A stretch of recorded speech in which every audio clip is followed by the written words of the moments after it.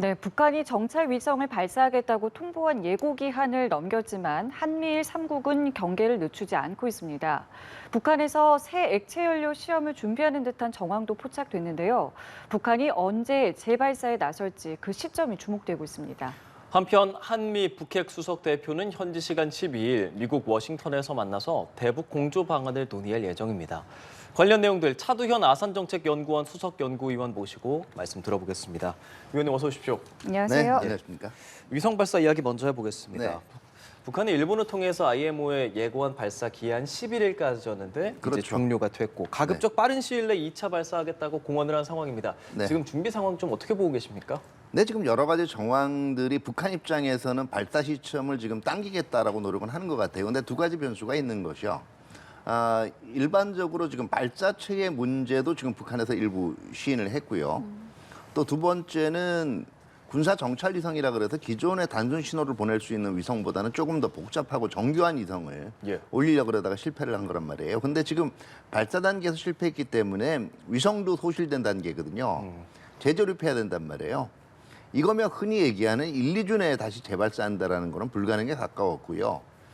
기존에 뭐 우리라든가 다른 쪽에서 우주 발사체를 발사한 사례들을 한번 되짚어 보면 그래도 3, 4개월은 걸리지 않겠느냐 하는 것들이 일반적인 전망이고, 만약에 이 안에 쏠 수 있다라고 얘기하면 사실상 이거는 원래 그 목적이 정찰위성 발사가 아니었고요. 탄도미사일로 전용될 탄도미사일 엔진 시험용이었다라고 보는 게 더 정확하겠죠. 기술적인 부분 외에 기상 요건도 고려를 해야 하잖아요. 이 네네. 부분은 어느 정도의 변수로 작용하는 건가요? 네, 저는 그 기상 요건 때문에 북한이 5월 30일 날 발사했다, 여기에 대해서 동의하지는 않아요. 다만 그 6, 7월이 되면 이제 장마가 있을 수가 있기 때문에 되도록 발사 시점을 좀 당기려고 했다. 이거는 기상 요인을 감안을 해서 가능하겠지만 네. 이제 앞으로 장마가 올 거기 때문에 5월 30일 날 쏴야 된다. 그거는 아닐 것 같습니다. 제가 보기에는 조금 더 만약에 정말 그 발사 성공을 원했다면 네.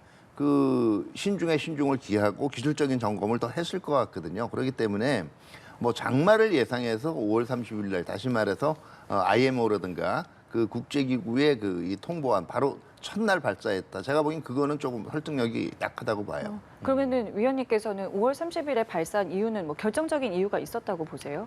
네, 제가 보기에는 아무래도 지금 그 북한이 얘기한 거는 적어도 스스로 내부적으로 자기 주민들한테 주는 메시지는요. 그 지도부의 비전이라든가 지도부의 계획은 차질 없이 시행된다라는 걸 보여줄 필요가 있는 거거든요. 2021년 1월에 네. 그 무기개발 5개년 계획을 제시를 했고요. 네. 그런 다음에 이게 예정대로 착착 진행되어 오는 모습들을 그동안 주민들한테 어쨌든 외형상으로는 보여주려고 했다라는 거죠. 네. 근데 작년 그 연말에 노동당 제8기 6차 전원회의를 했을 때, 네. 중앙위원회 전원회의를 했을 때 네. 이게 4월 중에 쏜다라고 얘기했거든요. 네, 맞습니다. 아무래도 이게 6, 7월이 넘어가면 이것도 지연된 느낌을 준단 말이에요. 그렇기 때문에 5월 31일 그러면 어쨌든 시점상으로 한 달 정도 그냥 조금 미뤄진 거잖아요. 그런 정치적 판단이 더 작용하지 않았나 생각을 합니다. 근데 이번에 이 실패한 발사를 그 북한 내부에 알리지 않았잖아요. 그럼 만약에 성공을 했다면 알렸을 거고 알렸을 실패했기 거고, 때문에 알리지 사실은 않았을 걸까요? 요즘은 이제 북한 내에서 정보가 유입되는 통로들 자체가 사실은 발사 자체가 올라가다 실패했다는 것 자체는 자기네들도 시인을 했거든요. 그렇기 때문에 이거는 북한 주민들도 알고 있을 거예요. 제가 어느 정도는. 그렇기 때문에 지금 이제는 뭐 북한 주민들이 알고 있다, 물론 만약에 성공을 했을 경우에는 북한 매체가 지금보다는 훨씬 더 이제 선전을 빈번하게, 했겠죠. 예. 그 다음에 광범위하게 선전을 했겠죠. 네. 그런데 지금 일단은 실패했기 때문에 가능한 빨리 지금 어떻게든 성공하는 모습을 포장해서 보여주려고는 할 거예요. 그런데 그렇다라고 해서 일반적으로 있는 기술적인 문제까지를 북한이라고 해서 그거를 갑자기 추격할 수 있는 게 아니거든요. 그게 북한 딜레마죠. 그렇군요. 그 내부에는 알리지 않았지만 외부에는 알리면서 사실 실패 이유가 연료 특성의 불안정이라는 얘기했었거든요. 네네. 삼팔로스 보도에 따르면 지금 서해 발사장에서 새로운 액체 엔진 시험 준비 정황이 포착됐다라고 나옵니다. 네네. 그런 부분을 좀 개량하고 있다라고 볼 수 있겠습니까? 네네. 그러니까 이 동창리가 이제 기존의 새로운 그 새로운 그 이 미사일 발사장도 지금 만들어지고 있지만 그렇죠. 여기서 지금 발사가 이루어졌다고 추정을 하고 있고 여기가 새로운 그 이 발사체 또는 탄도미사일이 만들어질 때 엔진 실험도 이쪽에서 많이 하고 있거든요. 예. 그렇기 때문에 지금 지금 새로운 엔진 발사 징후가 이제 그 확인이 됐다라고 해서 이거를 곧바로 채용하려고 한다라고 보기는 힘든 거고 지금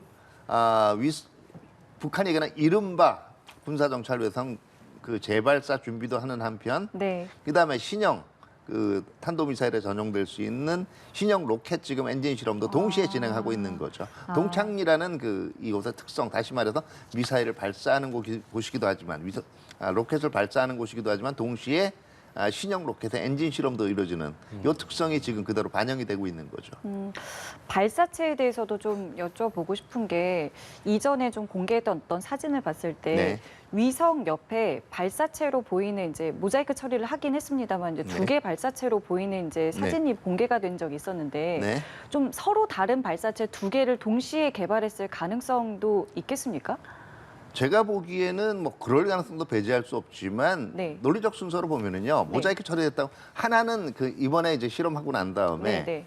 그 실질적으로 이번에 발사하려고 했던 천리마 일형이고 다른 하나 모자이크 처리된 것은 아마 천리마 일형이 성공을 했을 경우 더 추력을 높인 후속 개발 그 모델 자체를 거기다 갖다 놨던 게 아닌가 그런 생각이 듭니다. 왜냐하면 네네. 지금 둘 다 지금 새로운 만약에 그 액체 그 이 연료를 실험해 보는 그 엔진이라면 네. 이거 자체가 둘 다 동시에 성공한다는 보장이 없단 말이에요. 그러니까 그렇죠. 하나를 확실하게 보장을 확인하고 난 다음에 더 이제 발전된 그리고 더 크고 그다음에 더 추력이 뛰어난 이런 엔진 실험에 돌입을 했을 가능성이 있기 때문에 두 개를 동시에 개발해 놨다기보다는 만약에 천리마 일형이 성공을 하면 1호가 성공을 하면 그 다음에 개발할 것들을 같이 지금 거기 위성 발사장 사진에 우주개발국 이 벽면 사진에 놔뒀었다라고 봐야겠죠.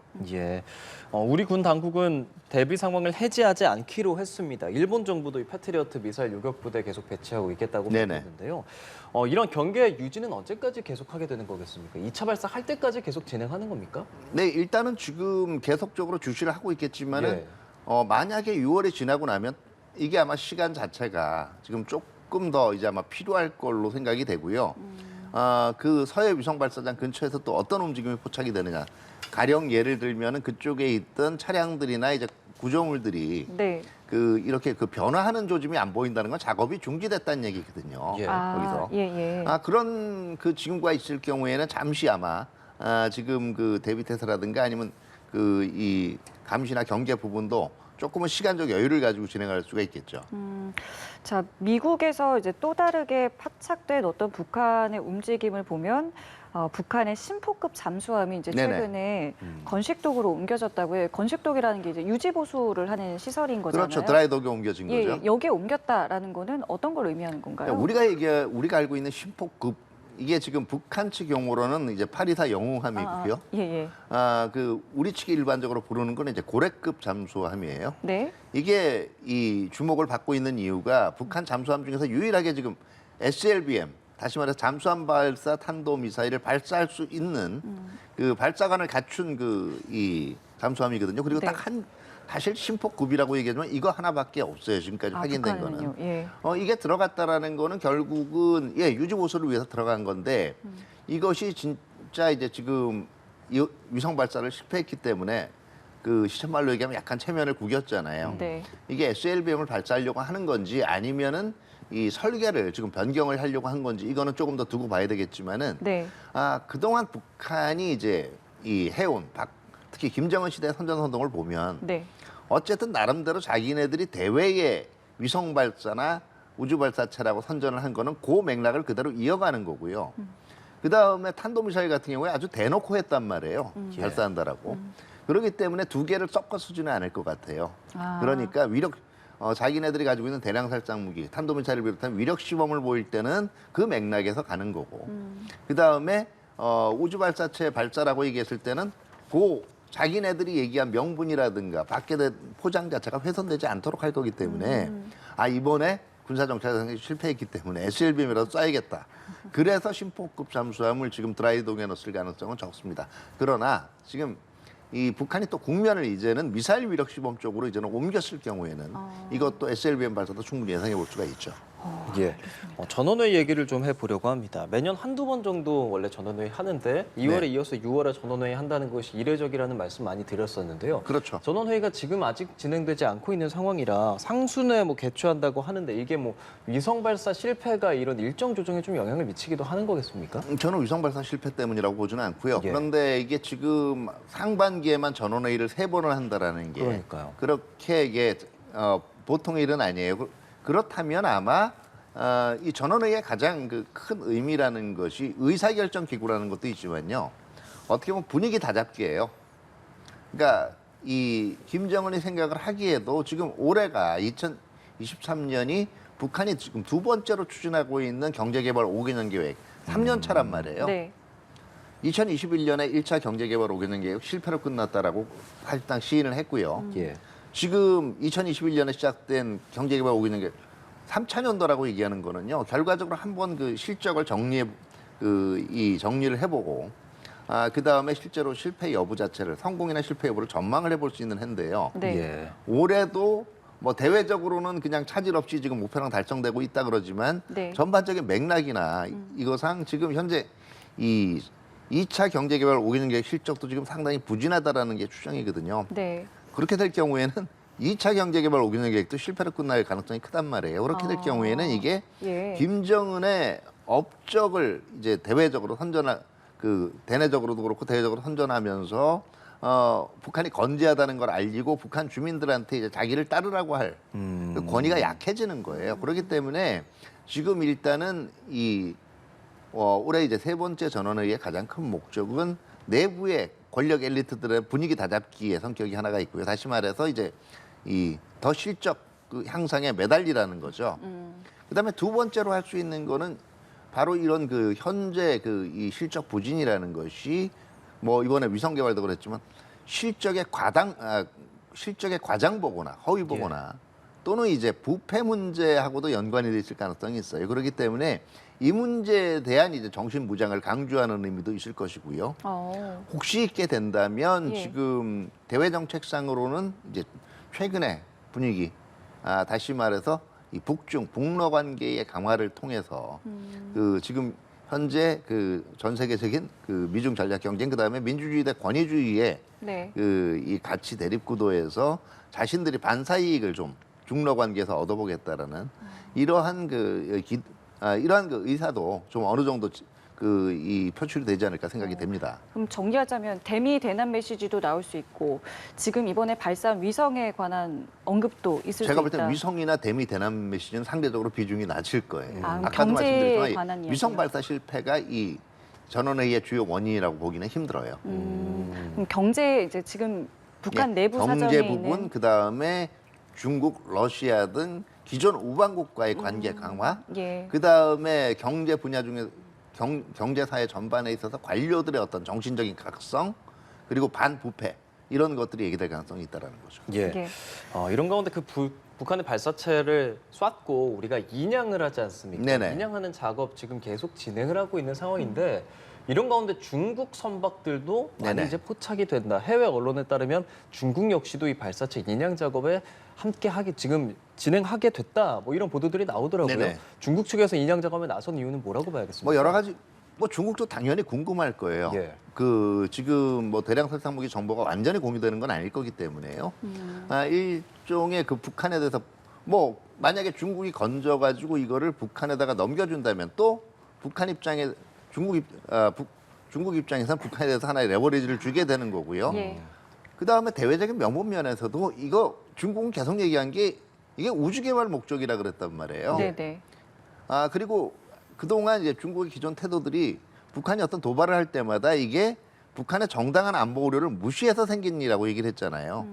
근데 이 인양물에서 발견되는 정보에 따라서는 그동안 중국이 얘기해왔던 것들이 사실상 그거는 틀렸다라는 걸 입증할 수 있는 증거들도 있단 말이에요. 그게 예. 있다면 그거는 자기네들이 확보하는 게 더 낫죠. 그러니까 중국이 북한 편을 들고 있었던 부분에 대해서 사실 그게 그게 아니라는 게 대외적으로 드러날 수 있다는 공신력이 확 떨어지는 그 증거들이 발견될 수도 있거든요. 약간 인멸의 어떤 목적이랄까요? 그런 네, 것도 예, 예. 있을 그 수 목적도 있다는 있다라고 말씀이신데 봐야겠죠.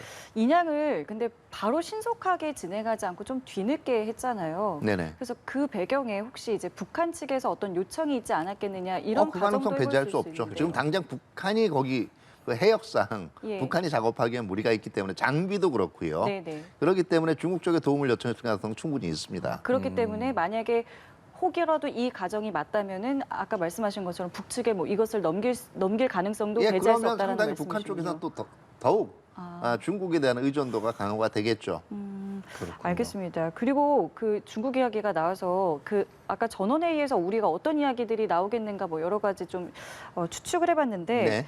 국경 봉쇄와 관련된 이야기도 나올 수가 있겠습니까? 중국과의 네, 관련해서요. 그렇습니다. 북중 북러 이제 국경이 거의 동시에 풀릴 가능성이 있고 여기에 대해서 이제 그 계속적인 방역 대책의 강화 문제, 예. 물론 이제 북한도 뭐 코로나 극복했다고 얘기를 하지만 네. 이거는 이게 자 북한이 코로나를 극복했다라고 할 수 있는 원동력이라는 게 백신 효과가 나타나서라든지 아니면은 그 다음에 다시 말해 백신을 통해서 어떤 면역 능력들이 전적으로 북한 주민들이 향상이 돼서 생긴 게 아니에요. 결과적으로 그냥 통제 위주로 간 거에 통제 위주로 가고 주변 국가들에 있어서 조금 이제 지금 확산세가 네. 잦아드니까 네네. 다시 말해서 물리적으로 막다 보니까 생긴 일이기 때문에 이걸 만약에 다시 물리적인 경계를 트게 되면 네. 언제든지 다시 확산될 수 있기 때문에 네. 방역이란 면도 강조가 될 거고요. 그리고 아무래도 물동량이 갑자기 늘어나게 되죠. 국경 이 무역을 정상화를 하게 되면 네. 이 물동량이 늘어나게 되기 때문에 여기에 대한 이 태세에 이제 상시적인 이제 무역 체계로의 복귀가 이루어져야 되거든요. 여기에 대해서 강조를 할 걸로 생각이 됩니다. 예. 이런 가운데 현지 시간 12일 한미 북핵 수석 대표 협의가 미국 워싱턴에서 열립니다. 그래서 네. 지금 김건 한반도 평화교섭본부장 미국에 들어갔는데 이번에 뭐 2차 발사 아무래도 조만간 할 것으로 예상되는 그렇죠. 상황에서 관련된 논의들을 좀 진행하게 되는 네. 거겠죠? 뭐 이제 지금 뭐 작년부터 계속 이루어진 북한의 도발 여기에 대해서 어떻게 대응하느냐의 문제도 있겠지만은요. 이제 특히 얘기되는 건 이 위성 발사를 빙자한 2차 발사가 이루어졌을 때 여기에 대해서 어떻게 대응할 것이냐. 그리고 만약에 이것이 또 이 7차 핵실험이나 다른 형태의 도발로 이어졌을 때 이 한미가 어떻게 함께 대응해 나갈 것이냐. 특히 이 부분들에서 지금 협의 결과가 중요할 수밖에 없는 협의가 중요할 수밖에 없는 게 예. 어차피 지금 중국하고 러시아가 보이고 있는 그 외교적인 행태로 미루어서는 설사 2차 발사, 위성 2차 발사 그리고 핵실험까지 추가 핵실험까지가 이루어졌다라고 해도 예. 유엔 안보리에서 대북 제재를 뭐 격상하자라는 결의가 통과될 가능성은 제가 보기에는 낮다라고 생각이 듭니다. 그러면 네. 한미나 네. 그다음에 우리와 함께 국제 공조를 하고 있는 뭐 이웃 국가들이나 여기 이 선에서라도 네. 어떤 이 격상된 움직임들이 압력의 움직임들이 나와야 되거든요. 그렇기 때문에 이 부분들도 논의를 하고 있을 것이고 또 가능성이 낮긴 하지만 북한이 대화 국면으로 복귀했을 때 네. 한미가 함께 이 관리해 나가야 될 의제는 뭔가 주요 정점은 뭔가 여기에 대한 협의도 아마 있을 것으로 생각이 됩니다. 미국과 중국의 현재 좀 움직임에 대해서 좀 그럼 여쭤보고 네네. 싶은 게요. 토니 블링컨 미 국무장관이 이제 곧 중국을 방문하게 됩니다. 뭐 어떤 언론의 보도에 따르면은 시 주석을 만날 수도 있을 것이다라고까지 이야기가 나오던데 지금 미국과 중국의 어떤 이 외교적인 어떤 움직임을 그럼 어떻게 좀 저희가 봐야겠습니까? 네, 지금 한 작년 하반기부터 올 1, 4분기까지는 굉장히 뜨거웠죠. 예. 그러다가 이제 지금 그 G7 이 정상회의에서 나온 것이 이게 디커플링이 아니라 디리스킹이다라는 얘기를. 예. 근데 엄밀하게 얘기하면 디커플링하고 디리스킹이 틀리다라고 볼 수는, 완전히 다르다라고 볼 수는 없어요. 두 개가 예. 다른 개념은 아니에요. 예. 그런데 다만 이게 너무 지금 이 분위기가 뜨겁게 되는 거는 좀 방지하자라는 게 제가 1차적인 목적이 있지 않은가 생각이 되고 어차피 바이든 행정부가 그동안 표명해온 그리고 추진해온 그 대중국 정책이라는 것이 갈등 의제에 있어서는 분명하게 여기에 이 갈등 의제를 드러내놓고 또 이걸 대응을 해나가되 협력할 수 있는 부분은 협력한다거든요. 그렇기 때문에 지금 분위기하고 수위 조절을 좀 해야 되겠다는 생각이 든 거고 그렇기 때문에 아마 블링컨 장관이 중국을 방문한 것 같아요. 그럼 이 자리에서 북한 문제도 논의의 어떤 테이블에 오를 수 있을 거라고 보세요? 네, 제가 볼 때는 한 의제로는 들어갈 거예요. 왜냐하면은 지금 미중 간에 걸려 있는 주요 의제들이라는 것이 뭐 이제 경제 부분에서는 공급망 안정 부분들이 예. 있을 거고요. 네.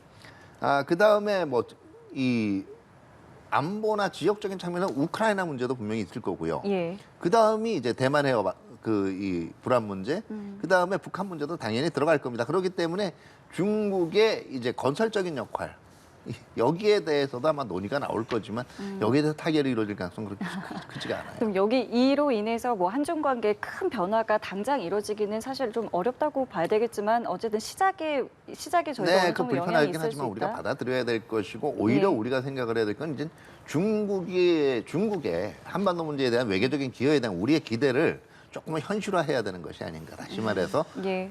중국이 압력을 넣거나 중재를 해서 북한의 태도가 변할 거다. 이거는 단기적으로는 제가 볼 때는 좀 그동안 사실 이루기가 힘든 기대였고 이 부분들은 이제 현실화해야 돼요. 그렇군요. 또 근데 중국이 또 2019년부터 쿠바에 비밀 도청 기지 운영하고 있다 그래서 그게 또 변수가 될 거다라는 보도들도 있는 네네. 상황인데 오늘이 그 북미 정상회담, 그러니까 트럼프 전 대통령과 김정은 국무위원장이 이렇게 만나서 정상회담한 지가 5주년 되는 날이더라고요. 그렇죠. 지금 네. 5년이 이렇게 지났습니다.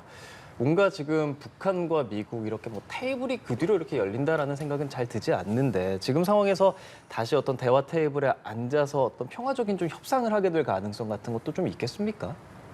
바이든 행정부를 보면은 예. 이게 트럼프 행정부 시대도 아니고 과거의 전략적인 내도 아니고 실용적인 정책을 취하겠다라고 얘기했지만 실무선에서 어떤 의미 있는 북한의 성의 있는 접근, 다시 말해서 요 정도 이제 이 정도면 정말 비핵화한다라고 믿을 수 있다라는 그런 징후가 없으면 정상회담 같은 그런 이벤트 중심의 이제 그 협의는 안 하겠다라는 게 바이든 행정부의 지금 변함없는 정책이고요. 네. 제가 볼 때는 김정은 이 정권 같은 경우에도 예. 적어도 바이든 1기 때까지는 아하. 뭐 이 미국 대화 안 해도 좋다라는 생각을 하고 있는 것 같고 어쨌든 그게 내부에서의 과장 보고 때문에 그 북한의 내구력에서 그만큼 그 김정은이 자신감을 가지고 있는 건지 아니면 실질적으로 뭐 그럴 능력이 갖춰져 있는지 모르겠지만 적어도 내년까지는 대화 안 해도 괜찮다라는 것 같아요. 그렇기 때문에 네. 미국 대통령 선거 결과를 한번 보고 거기에 따라서 그 다음에 그 대미 정책을 정하겠다라는 보관도 있는 것 같습니다. 그 사이에 뭐 한미일의 어떤 삼각 공조가 더 두터워지는 거는 그럼 큰 변수는 아니라고 보시는 거군요. 네, 북한 입장에서는 적어도 김정은 내리는 그건 자신들이 통제할 수 있는 변수라고 보는 거예요. 알겠습니다. 그리고 요거 좀 짧게 물어볼게요. 그 북한이 또 암호화폐를 해킹했다는 네네. 보도가 나왔습니다. 우리 돈으로 치면은 약 455억 원 정도를 이제 탈취했다라고 하는 것인데 예. 이런 움직임에 대해서 뭐 이게 지속적으로 어쨌든 제재는 가하고 있습니다만은 이제 실효성 부분에서 지금 잘 작동이 되는 것인가에 대해서 좀 여쭤보고 싶습니다. 세 가지를 말씀을 드릴게요. 첫 예. 번째는 이게 액수로 보면 제재가 아무런 소용이 없는 것 같다. 이제는 암호화폐로 근데 암호화폐로 실질적으로 이게 물건을 사야 되거든요. 예. 그다음에 현금화해야 됩니다. 네. 이게 될 때는 탈취한 암호화폐의 이 전액을 그대로 그 가치 그대로 쓰기는 불가능하다는 거 먼저 말씀드리고요. 거래 비용이 좀 높아요. 그다음에 두 번째는 지금 암호화폐를 해킹하는 막는 건 암호화폐 자체의 보안 체계를 강화를 해서 해킹을 막는 것도 있겠지만 네. 자 이제 암호화폐 아무리 해킹해서 써봐야 이걸 실제로 현금화해가지고 써야 되거든요. 그렇죠. 그러다 보면 이제 중간에 말 그대로 암호화폐도 세탁을 합니다. 북한이 이제 탈취한 것이 아니다라는 것으로 한번 명의 변경을 한 다음에 네. 그다음에 우리가 일반적으로 국내에서 하듯이 거래소 가서 현금화를 해야 되거든요. 요거를 지금 틀어주자라는 아마 지금 목소리들이 나오고 있고 예. 실적으로 북한이 해킹을 하더라도 예. 그 암호화폐를 사용을 하지 못하도록 탈취까지만 하는 거예요. 예, 못하도록 만드는 그 지금 논의들이 활발해지고 이 문제가 앞으로 점점 더 대북 그 제재라든가 이거에 중요한 관건이 될 건 분명합니다. 그럼 우리 정부가 그 김숙희에 대해서 독자제재 지정한 거에 대해서 그럼 미국이나 다른 국가들도 다 참여하는 기조라고 볼 수 있겠네요. 그렇죠. 경각심은 아마 공유를 하고 있을 거예요. 그리고 실질적으로 어떤 통로를 통해서 주로 김숙희의 활동 중에서 어느 부분을 집중적으로 견제를 하느냐 여기에 대해서 앞으로 논의가 활발히 이루어질 걸로 생각을 합니다. 예, 알겠습니다. 지금까지 차두현 아산정책연구원 수석연구위원과 북한에 대해서 이야기 나눠봤습니다. 오늘 말씀 잘 들었습니다. 고맙습니다. 네, 감사합니다.